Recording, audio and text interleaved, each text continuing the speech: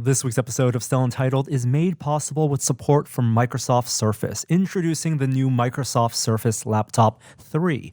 With its beautiful touchscreen, you'll experience stunning graphics with razor-sharp resolution, now available with a 13.5 or 15-inch screen. And with the latest processors, there's no project that the Surface laptop can't handle. It's both light and powerful, so you can get more done on the go. Visit surface.com/laptop3 to learn more. That's surface.com/laptop3. Welcome to Still Untitled, the Adam Savage Project. I'm Will. I'm Adam. And I'm Norm. Well, hello, everybody. I did a radio voice there this morning. That was I good. got a welcome. From beautiful downtown Oakland, California. He has the best voice. Can I tell you that 99PI in the last couple of weeks has had some freaking phenomenal content. This is the podcast 99% Invisible. Hosted by our friend Roman Mars. Super important podcast. If you don't know about it and you're like interested in podcasts that are variegated with tons of interesting content and just they don't overstay their welcome 1 minute. It's just they're as long as they need to be. The perfect level of tightness. Totally. Yeah, I save them up for road trips because I can listen to like 10 in a row, no problem. 99% Invisible is just, it's one of my safe spaces during this time, right? Yeah. So he did this, let's see, where is it? And they give you nothing but fodder for conversation. What's your favorite? Yeah, it's like the ultimate cocktail party podcast. In the last couple of weeks, he did a deep dive into the origins of the song "Who Let the Dogs Out," Right. which turns out you'd think this is pretty simple. You go so far down the rabbit hole, you lose track of where the rabbit hole is.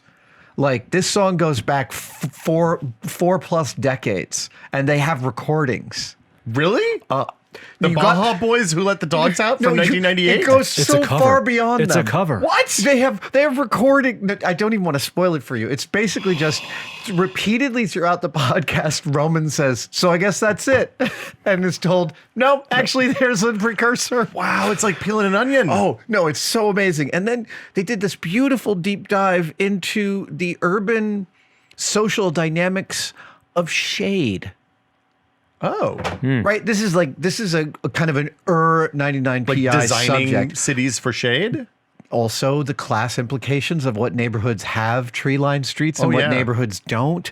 Legal and illegal shade. It's truly fascinating. No, I think they spend a bunch of time in South Central. Okay. And other places, neighborhoods in LA that are really specifically like sun bleached, and you have bodegas hanging illegal tarpaulins out so that people have something to wait under while they're waiting for the bus. Wow. Oh yeah.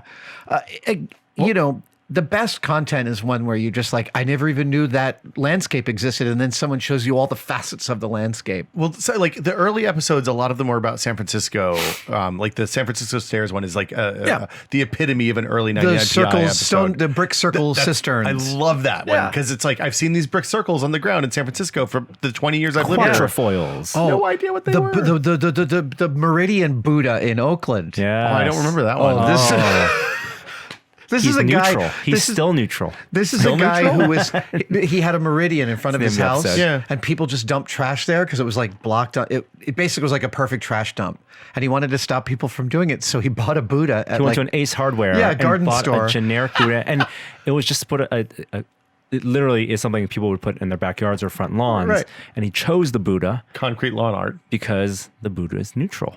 The Buddha is neutral, and you can't he put a chain on it so you can't steal it. Yes, right? but it wasn't going to be like a cross or something. He wasn't trying to build a shrine. No, and But- yet, Wow. And now people come. Local Buddhists, is it?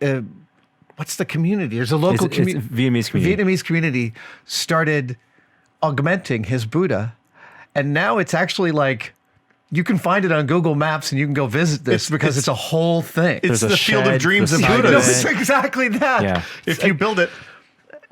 Again, it's what I feel after I listen to episodes is like the world is a little bit brighter and has more facets than I thought. Every single That's time. not why people listen to this podcast.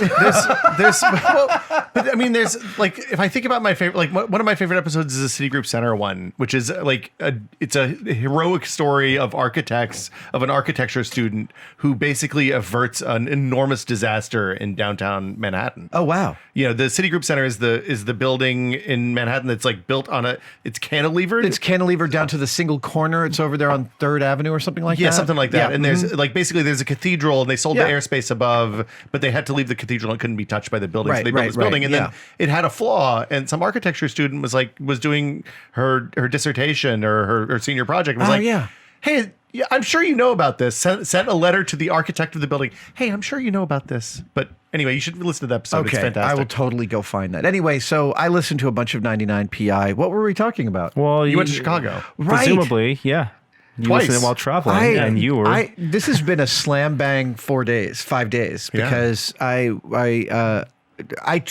at the end of last year, for my favorite things, one of the things was the Center for Policing Equity, a wonderful organization that has now put me on their board of directors, which is super exciting. And we held a fundraiser here at the Cave on Wednesday night, and then a dinner at my house, which was really, really invigorating and inspiring, and an amazing group of people.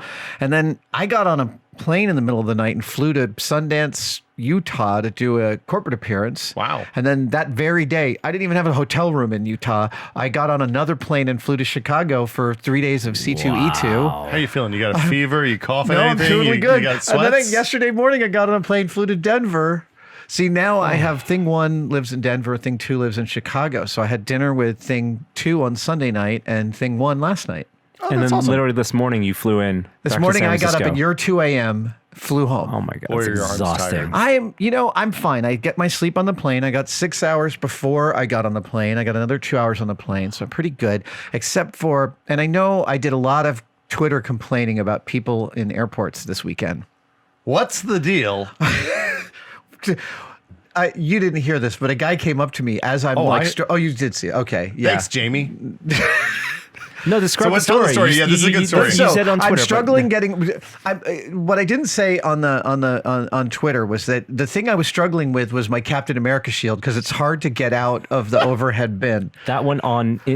That was a carry-on. That was a carry-on. That was your. What would you consider that? The overhead bin That's or the? No, that goes in personal the item, overhead bin. yeah. The Captain America shield does not fit through. I was Captain America at C2E2 in a stealth suit. And you can look up the pictures. It's a beautiful suit. It was a really fun costume This is walk. the Winter Soldier one from the cold open of the movie, basically, Yeah, right? and I have a beautiful shield made by Shieldworks. You can find them on Facebook under Shieldworks. They make the great shields for a reasonable price, but you can't fit it in the X-ray machine. So I sewed a leather case for it, but I had to hand it over to the TSA every time. So I got to show my shield to every TSA agent. But they were excited. No, they're like, cool. That's what they're. Yeah. You can't thrill as far as I can tell. You can't really thrill a TSA agent. If you go through security with your keys in your jacket pocket and a bottle of water because there was no line at Chicago, the TSA agent gets a level of agitated that I was surprised by. They get a little pissy. They were like, "Why? Look, man." So anyway, I'm trying to get the Captain America shield out from the overhead bin, and a guy comes up behind me and says, "Hey, can I take a selfie?"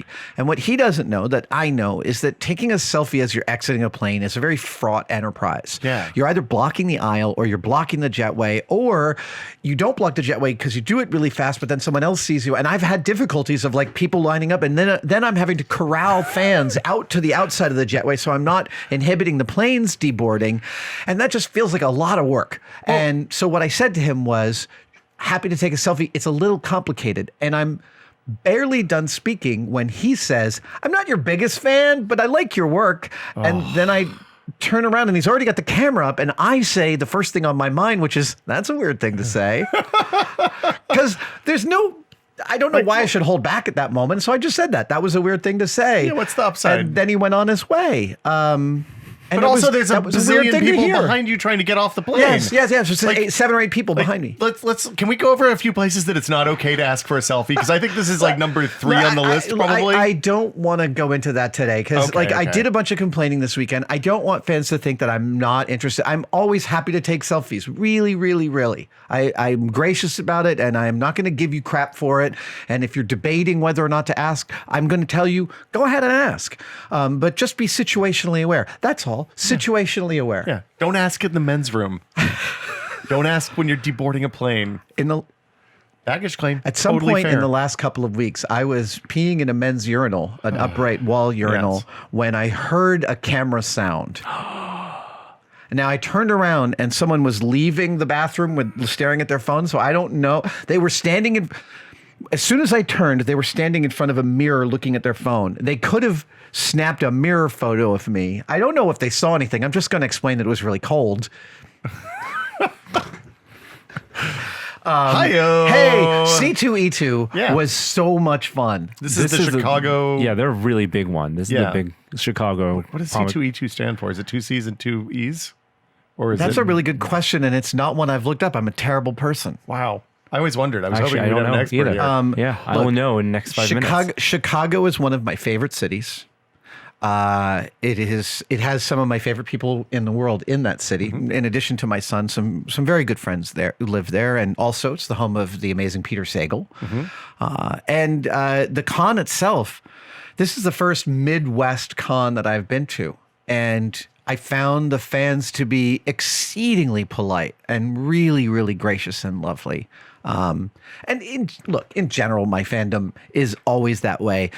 In different places, you can run into different kinds of strange entitlement sometimes, but it's relatively minor. But there was effectively none of it in Chicago. Like, everyone was incredible. There's a level of politeness in all aspects. And I think it comes from dealing with horrific weather like 9 months a year. Yeah. But like when you're going to get into a restaurant and like they have like a cat flap, you know, kind of like a double door thing to keep the nuclear winter out and keep the hot inside. The airlock. And people are really incredible. Like, somebody offered to help me with my coat when I was there in January, and I was like, I thought I was getting mugged, right? I thought they were trying to lift my wallet. I was like, you know, Yeah. but yeah, like, people are incredibly kind. Drivers are polite. They let people in. They merge. All the things that nobody does here. It was lovely. Yeah. It's a kinder, gentler place. So that was, and it's also, I'm doing a bunch more cons this year of this type where I'm doing autograph lines and photo lines. So we signed autographs.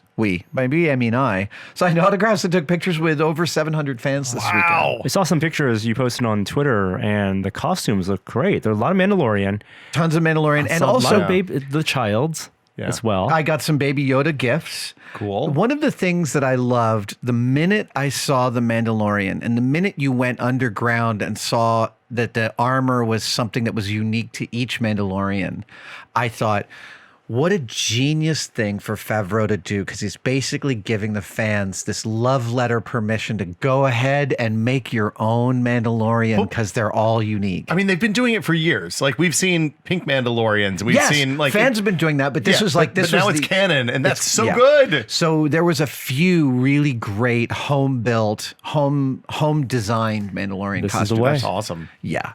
Which I really love. And I used both This Is the Way and I Have Spoken on Twitter this weekend. And I find those are pretty, people just kept on trying to tell me about other ginger beers. And I explained what I thought the best ginger beer was, and I have spoken. Yeah. As one does. Wait. It was a great con. Also, Bundaberg. Bundaberg. Okay. Got to hang out in the green room, sat next to Bill Shatner, did not say hi. He's really intimidating. I rode the escalator down to And to be clear, I've met him, Yeah. and he's always been very gracious to me. I just didn't feel like interrupting him while he was sitting there looking at reading a book. Well, I've heard so many stories about him like being rude to people who walk up to him. I mean, you're a different case. Look, he doesn't know me literally from Adam. Yeah. The one time he met me, I was dressed as Jack Sparrow, and he thought I was a total weirdo, and also yet was really gracious. Oh, that's nice. No, it was really lovely. Karl Urban was there with a lot of the cast of The Boys. Oh my goodness! Did you tell him? Yeah, the film festival, man. Get him to sign on board. You know, I didn't tell him. I didn't. I gotta. I'll email him and tell him. I mean, the bad thing is most of his movies are like Dread is a Fox movie, right? So it's off the table because of Disney probably at this point. Oh, for interesting. movie Anything can screenings. happen. Anything could That's happen. So we had just been in New Zealand, and Richard Taylor was like, "Oh, Karl Urban, I glued some wings onto him when he played Cupid in Xena." Yeah, that's right. And so I mentioned that to Carl, and my Carl was God. like, "Oh, mate, those wings, they were glued right to my skin." He's like, "I had wing acne on my back from 5 days of the makeup." Oh, I forgot he was Cupid. He played like 4 or 5 different roles over the course of Xena. Wow. Yeah. And then, of course, let's just do a bunch of Xena screenings and call it a day. yeah, totally. Who else was there? Homelander, the actor that plays Homelander, Anthony Starr. who I found too scary to approach. Not that he was a scary guy. I just find Homelander such a terrifying. he's Just terrifying. one, don't like to give the smile, Yeah. right? He'll burn a hole in your face. But Erin Moriarty was also Starlight. there. Starlight was signing a bunch of autographs. that's awesome. She might have dropped a couple of teasers for season 2 Homelander, which are The Boys. That was basically, if you thought the first season was whacked out, the second season's, you're not ready for the second They're going to season. double down, huh? Yeah, I think Amazon so. serious, right? Like they're putting a lot of stuff on that service. They've made even starting with like Man in High Castle, which I think was their first thing that I watched. Like they didn't shy away from stuff that was difficult to watch. Yeah. Yeah. And then a bunch of the cast of Umbrella Academy were wandering around. Oh, as that's well. awesome. And they were everyone was lovely. Again, it's funny. I feel we've been doing cons for well over a decade, and yet still I'm sort of learning how sometimes the attitude of the con changes the attitude of all of the aspects of my experience going there from behind the scenes. So when you have these really restrictive cons, the green rooms tend to be these sequestered spaces where everyone kind of gets in and it's very flagged off to a certain extent. This one, totally the opposite. The green room was just a wonderful free-for-all and everyone was kind of hanging out and it felt very collegial. And a good energy there translates to good energy on the floor and I in the totally panels. agree. And what the organizers at C2E2 told me was they seek to really make an excellent experience for everyone, both the attendees, but also the people doing appearances there. And they want them all to have a really good time, not just funnel them through. This is and all get, fact finding for Silicon. yeah, it is. Right? And yeah, the cosplay, the homemade cosplay, it just never doesn't thrill me. There's so many lovely executions from the most amateurish,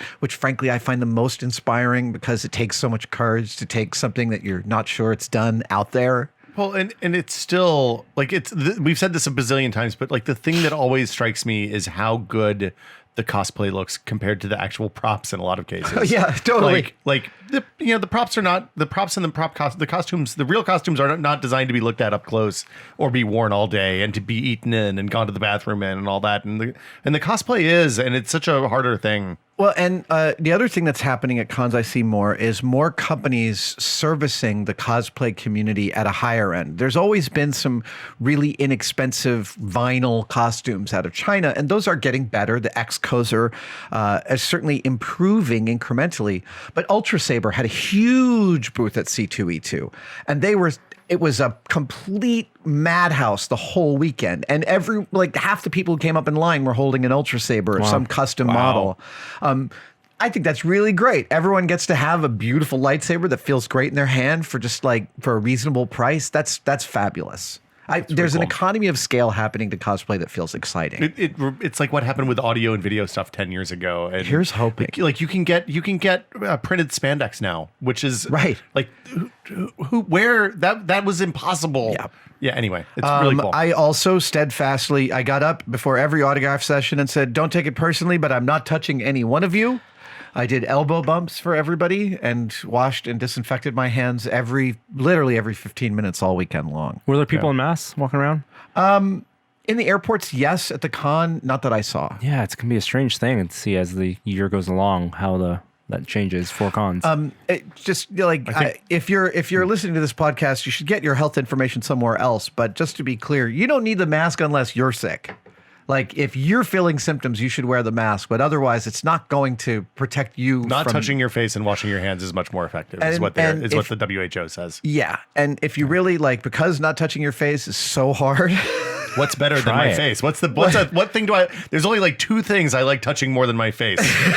You can attempt to use only your left hand to touch your face while you touch the world with the right hand. That's But why you really, have glasses, so you can, if you need to fidget, you just touch your glasses. These glasses are still part of your face, Norm. washing, it's still a disease vector. Washing your hands is the most effective thing. And don't believe any of those bullshit tweets saying that the alcohol-based hand sanitizers won't work against the virus. Oh, I can't believe that. The COVID-19 is actually encased in some fatty lipids, which are nicely dissolved by rubbing alcohol. It takes a moment. Sure. So the thing I heard, and this is that 90%, like, don't go crazy and get 90 or 99% rubbing alcohol because they evaporate too fast. Right. You want the 70%. So if you have the 99%, just dilute it a little bit. Yeah. And wash Yeah. constantly. Get some hand lotion too, because if you're washing your hands as much as you should be, you're going to need to moisturize. No, my hands felt like I kept waking up in the middle of the night with my hands feeling like deserts. That's just Chicago.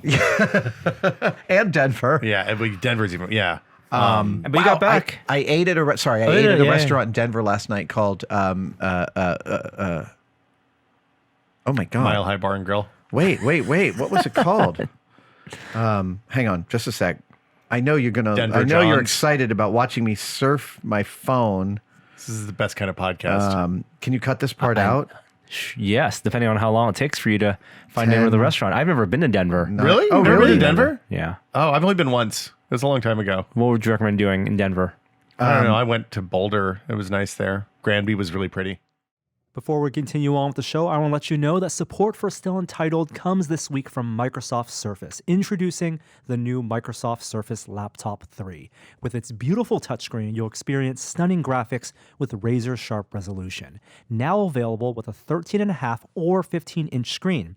And with the latest processors, there's no project the Surface laptop can't handle.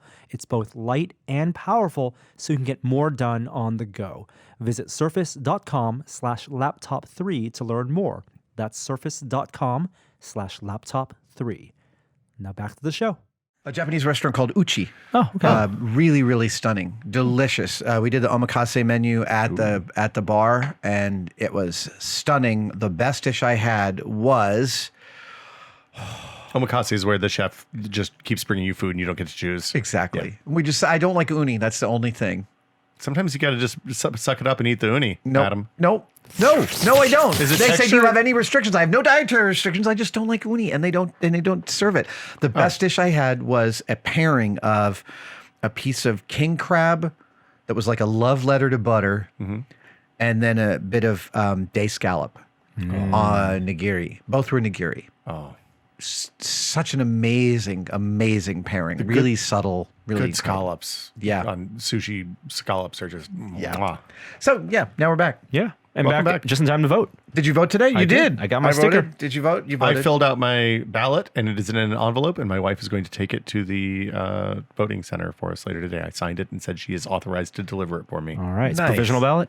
No, vote by mail. San Mateo County is all vote by mail now. All vote Oh, by wow. mail. I mean, Okay. you can go vote in person if you want, but they default everybody to vote by mail now. My polling places couldn't. It could certainly be more convenient, but barely. It literally, like, Maggie could drag me on a skateboard there in less than 3 minutes. Yeah. The San Francisco way, where people just clear out their garage and put in a couple of voting booths, is real nice. Yeah. Although sometimes one of my old polling places was at this rabbit warren of one-way streets that was nearly impossible to achieve. Oh no. I'm going to endeavor to get this podcast out before at least the polls close on the West Coast. Yeah. Maybe 8 p.m. tonight? 8 Sure, you'll p.m. get it out before then. So this is the PSA. Go vote. Go if vote. you haven't, participate. It doesn't Go matter. vote. We don't care who you vote for. It's just a good what you duty vote as a for, citizen to get vote. into the habit. In this one, we don't care who you vote for. In the next one, yeah. Come November, we'll be we'll talk. we'll have a conversation. Yes. Indeed. Yeah. If there is a next one. Did you watch any movies? I did not. I started reading Cixin Liu's Supernova Era. I'm loving that. It's it is- far out. It's like a weird version of what's the horror movie Battle Royale. There's a little It's reverse. right. Well, but I mean, Wait, how's it reversed? well, so the Give me pitch the is Supernova, previously undetected star, close to that we're in the mostly kill zone for explodes supernovas. and basically adults have 13 months, I think, to dump the information to keep civilization running off. Everyone over the everybody age of 13 is going to die. Under the age of Everyone 13 over the lives. age of 13 is going to die within a year or so. and it's arbitrary, Like like cellular derivation. exactly. Yeah. Sure. Yeah. And so 98, 2% of those age 13 will die, and then 100% below 13 will survive. Yeah. And everyone so else it's, will it's die. Logan's Run, but extremely. It's everyone's gem is Well, it's blinking. also Well, and they're not going to. The 12-year-olds aren't going to die when they turn 13. It's just like Right. They'll Yes. grow old like normal yes. people. So presumably. everyone's trying to save the the civilization. question is, how do you download civilization to a bunch of 12 and 13 year olds? 6th graders. Oh, that's an interesting question. It's a phenomenon. It's like the science fiction is built and how on do you the edifice prepare of them ideas to like raise that generation? Yeah. Well, and like then they also have to be able to take care of the babies and the Yeah, kids that's and right. all of the other. That's Like right. it's a real. And I'm what- only like a couple hundred pages choosing in. Yeah. that right when kids hit puberty Yeah. is crazy. Right.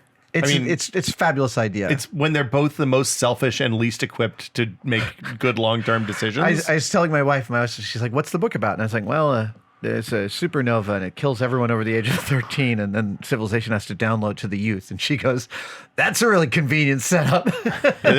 Reading this right now is very akin to like me reading Handmaid's Tale in 2016, right around the do it. election. Yeah. So not a great idea, turns out. I haven't been watching anything. I've just been reading that and kind of surfing and doing some research. Picard's great. Is it? I really, it is divisive in the community. A couple of the young actors, an actor and an actress whose names I didn't get, they were just very polite. They were in the green room and they were super delightful to talk to. The actress who plays Roger's second wife on Mad Men is in it. Oh, Yeah. she's Jane. wonderful. Yeah. She's Who is terrific. she? She's, well, I don't want to spoil. she's villainous. Oh, okay. She's that. Okay. Yeah. Wait, that guy is with the other guy. Yeah. Well, so the thing about it, and I understand why people don't like this, but the thing about it that's interesting is that it's just basically a character study, and it's going through the regrets of an old man, right? Oh. Like the things that he. I can relate. But yeah, he's going through and trying to fix the things that he made mistakes on, and like it feels very personal in a way that kind of Star Trek doesn't often. Yeah. It's definitely not like, hey, we're going to go out and have an adventure every week. Right. But I'm quite enjoying it. That's So, awesome. Saw two movies. I saw Bad Boys for Life in theaters. Yeah. I highly recommend it. Really? It Third is Bad Boys. the third Bad Boys movie. I thought it was just what I needed. How much all Will right. Smith does it have? And a lot of Will Smith. Okay. I apologize. Too much or not enough? Just Is there a Will just the right Smith amount? meter online? There should be. It's Trust Will me. Smith is at a level 9 in this one. Wow. Michael Bay did not direct it. No. So and it worked. He has actually a cameo in it, but it is Weird. What, if does he you make like the someone wash Fast and his car? Furious, nah, it's, He was he's directed walking off a press 5 conference at CES. Transformers movies.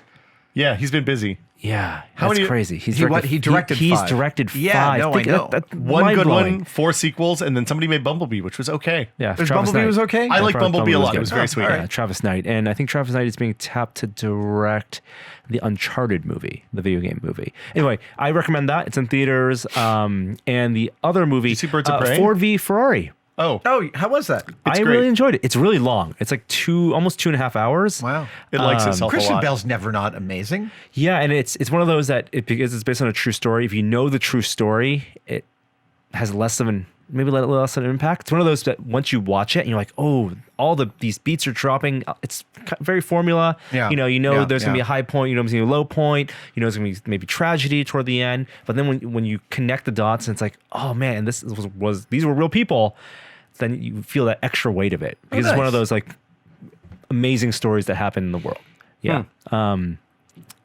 Jay, what's his name? The guy from Shane from Walking Dead. He plays Lee Iacocca, and he's really good in this. Oh. Oh, Yeah. Oh, that guy. Yes. Yeah, The guy with the dark hair. Barenthal. Yeah. Yes. But I wanted to mention that because that was directed by James Mangold, who did Logan. Right. Right. And he also did the Wolverine, really versatile director. Hold on, is the Wolverine the one in Japan? The Wolverine's one in Japan. He's less proud of that one. I think It had a bad ending, It's but a good start. it's a Yeah. bit of a mess, but Yeah. it's largely script based. Logan's great. Logan's fantastic, Yeah. right? 100%. Yeah. And Another then great so Patrick Stewart, too. he did this, and Someone it was just has come reported for him, Logan. that Did what? oh, Sorry. he did Ford v Ferrari. Yeah. Yeah. And I want to bring that up because he has been tapped, at least it's been reported in the trade papers, to direct the next Indiana Jones movie that Steven Spielberg is no longer directing. Fascinating. I wanted to get your thoughts on that. I'm curious about that myself. Well, so far there's been one Indiana Jones movie. We'll see what happens on the follow-up. Hopefully they can make a second one. Yeah, the sequel might be good. My hopes springs eternal. Harrison Ford is going to be 78. God, somebody posted. So maybe he should run for president next time. He's too young. Somebody posted. Oh God, who was it? A successor for Harrison Ford. Not that there should be a successor for Harrison Ford, but somebody who could come in and play Indiana Jones that didn't immediately make me cringe. Was it Robert Pattinson? No. Well, he's doing Batman. He's Batman. Yeah, and everyone was thinking, Chris Pratt, and then he basically played that type of character in the Jurassic World movies. I can't remember who it was. I apologize. It might have been Pattinson. This is thrilling. We'll see. Yeah, this is great. More. We've looked on our phones. More amazing content. Yeah, you'll cut this out. It's fine. You guys, we edit all these we'll podcasts. spare you none of the quotidian details of our podcasting difficulties. Yeah, no, that was great. Well, Adam's clearly back. slept We 3 have hours. a ton of builds. If you're watching this on Wednesday, you'll probably see a one-day build out this week. Adam made a accessory for this very table that we are podcasting at. Yes. Oh, that's coming out this week. Yes. Oh, nice. It's behind the camera, so that's another way to tease it. And then we had a really great response to the one-day build you did, Adam, of the light you put inside the dinosaur head. Dinosaur You skull. never know what's going to stick. Yeah. I'm super excited about that because that's exactly the kind of weird, versatile, site-specific build I do a crap ton of here, as you know. Yeah. And I don't often cover them because I'm like, who's going to want to see me make a weird triangle light that It was just fits really this one interesting. thing? Well, but people do that stuff in their house all the time. Like, if you want to make your kitchen awesome, get some cheap LED lights and put them up underneath the counters, and you're going to be so happy. Well, and so I did a method for tracing the profile that I needed by cutting up some pieces of cardboard and shoving them in and taping them together and then pulling out a template. Yeah. And I saw a few tweets of people going, "Oh my God, that's exactly how I do it." And I thought I was doing it in the dumb wrong way. And it was like, there's no such thing. If it works and you get a good pattern, that's the way to do it. There is no single right way. No, that's correct. Yeah, and people really what resonated was the idea that you built it. Think theater, right? You built it as if you're doing it for theater, not for a commercial retail client. Indeed. I also spent some time listening to a sub podcast of You Must Remember This called Make Me Over, or maybe it's their current run. Is that Karina Longworth still? It or is Karina Longworth. She's the best. Yeah. So this was I listened to episode 153, Hollywood's first weight loss guru. The first weight loss guru is literally the 30s. Wow, really? Oh, it's so shocking when you see the way that it's being written about in the trades at the time and the way in which she body shames movie stars is like no time has passed between then and now. Wow. It's kind of chilling. I'm a tremendous fan of Karina's podcasts. They're super, super educational and densely written, just wonderful. So her new season, I don't know if it's out yet, but she was teasing it the other day. Is it going to be about the 90s? What? Like the 1990s, which is a massive flash forward. Well, this is also like, I would love to, if we're suggesting, because I wouldn't No. But here's an era I would love to do a deep dive in is like 1978 to 1984. Yeah. Science fiction and fantasy movies. This is this unbelievable Post period Spielberg, of time. Coppola, like that. Cameron. You have this Scott. confluence of incredible content that gets made by all these different incredible directors. Well, people are getting money to do wild, crazy, never before tried stuff, and it just so much of it lands. ILM, uses one of the very first motion control cameras, and like the Wright brothers, like within an instant, the entire industry has grabbed all this and run with it in every possible direction. Yeah. It's super exciting. Innovation in filmmaking. Oh my God, that Titanic story. Who was it that tweeted out that they reversed the shot? Oh, that was I knew about that. Oh, I didn't know about They that. only had one side of the ship that they could film on for distance stuff. Avari, I think, did that. Yes. And so what they did was for any scene that was on the other side of the boat, they had all backwards props and backwards everything. All the loaded. signage. All the signage was backwards.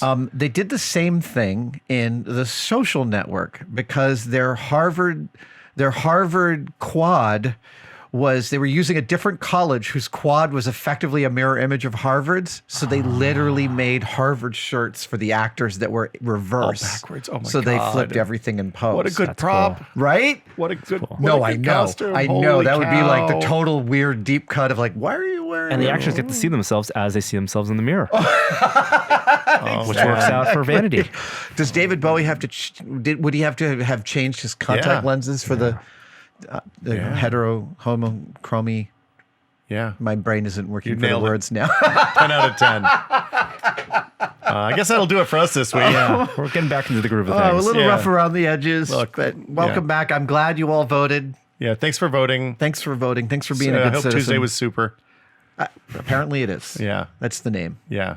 And then we're going to get started on some one-day build. We're still not Yes, sure which yeah. one. Yeah, we're gonna get to filming. Okay. right. Hey, this week on TechPod at techpod.content.town, we recorded this several weeks ago, but I had to refresh my disaster kit, which was approaching 10 years old. So we talked about disaster kits and what's in them and the stuff that you add to make them more livable. It was a very interesting conversation, and you should check it out at techpod.content.town. Very cool. Fabulous. We're, as always, at tested.com, and it's Chicago Comic and Entertainment Expo. 2 C's and 2 E's. Oh, that's very clever. C2E2. It's a good logo. Nice. We'll hopefully I see you won't there next forget year. that. There we go. See it. Bye, Thanks, everybody. everybody. Bye.